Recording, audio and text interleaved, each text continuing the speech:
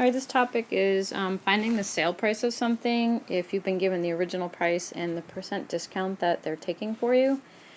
So let's say that I went to go buy a pair of sneakers and they were originally marked $60.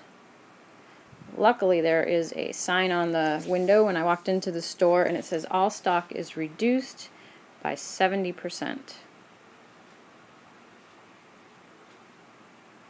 Alright. So what we want to do is we want to find out what is the new price. I want to see if I can still afford them, although 70% off a pair of sneakers is pretty darn good. Okay, so what we want to do is we want to change the 70% to, so we want to change the percent to a decimal. Maybe that sounds really scary, but all we're really doing is we take the 70 and we move the decimal over 2 places because we're basically dividing it by 100. So it would be 0.7 now, or 0.70 either way. Just as an aside, if it had been reduced by 5%, we would have moved the decimal place over to and added a 0, and it would be 0.05. So just so that you get the gist of how we do that. So that's the first thing we do, is change the percent. Now what we do is we take that decimal and we multiply it by the price that it was originally. And I'm going to do that, so 0.7 times 60, 42. And that tells us how much money they took off. So they reduced it by 70%.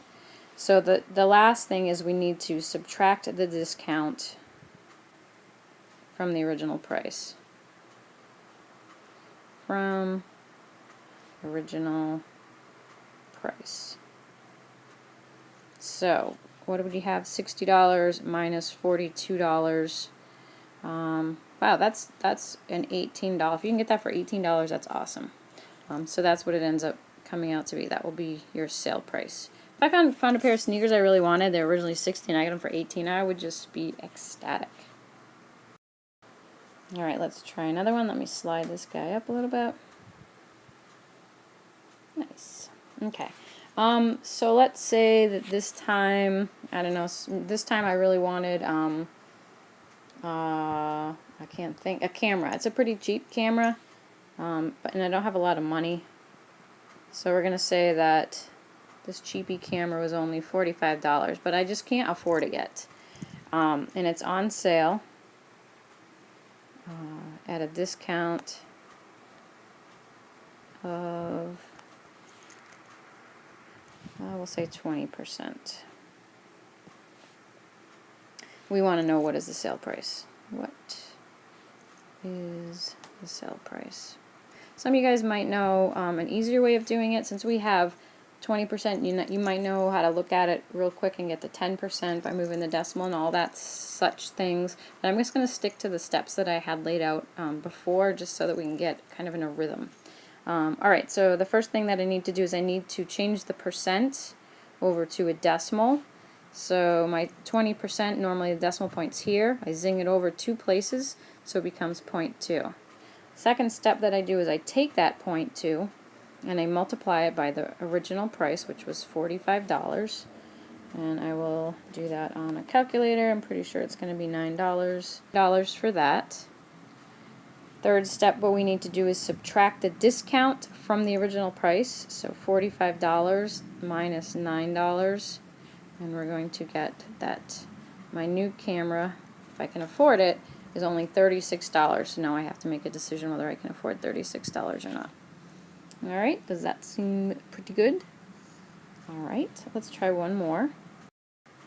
For this example, if you want to write it down, put it in your notes, and then hit the pause button, see if you can solve it, and then hit play and see if we agree that's A-okay.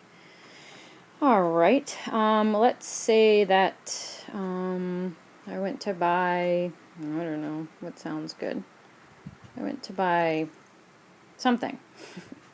And the something that I was going to buy was going to cost $120. So that's our original price. And I was looking through my Sunday flyers in the big Sunday newspaper that I get, and I'm so excited because they now say that I can buy it for a 35% discount. Woohoo! So how much will I pay? Alright. Same set of steps as before. First thing we want to do is take our 35%. Normally the decimal point just hangs out there after the 5. We actually usually don't even write it. We can move it over 2 because we're dividing by 100. And that gives us 0.35. Second step that we do is we multiply our decimal by the original price, which was $120. So 120 times 0.35, $42. Third step is, since that's our discount, we need to take $120, subtract out $42, and let's see, that will bring us up to $78. So I have to decide now whether, and this is just a personal thing, if I can afford whatever it is I was going to buy for $78 rather than $120, which really isn't bad. You can do like a little CYA check your answer type thing on these. For this one, our discount was less than 50%. It was 35. So in our mind, we can say, well, if the original price is $120, half of that, or 50% off, would be $60. This came out more than $60, so that's just like a sort of a mini check your answer type thing. We know that we're in the right ballpark. If we had done this workout, or let's say that you had gotten to step 2 and you weren't sure if you should stop or not, like, do I need one more step or not? We'll just think about it. If this thing costs $42 when it was originally $120, that's way over 50% off. So it will kind of just make you think, yeah, I need to keep going. Alright, I'm going to do just one more, just for the sake of that. This one will be a little bit different, and bear with me. I'm going to slide this guy up. Alright, so this time I have something that costs $8.95. It's nothing expensive, but there's a deal. I have this little priority card at the store, and because of my card, I can get a discount of 7%.